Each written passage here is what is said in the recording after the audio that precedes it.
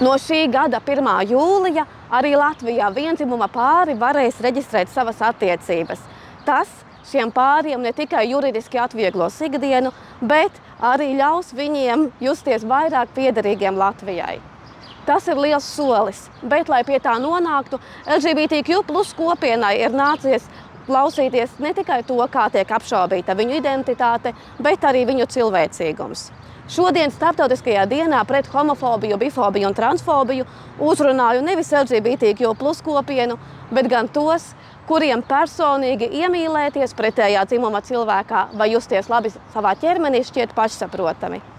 Uzsvēršu, mūs šķēļ nevis LGBTQ+ kopiena, bet gan populistiska politika, kas izmanto citu cilvēku dzimumu un seksuālu identitāti, lai šķeltu mūsu sabiedrību. Mātei Latvijai visi bērni mīļi!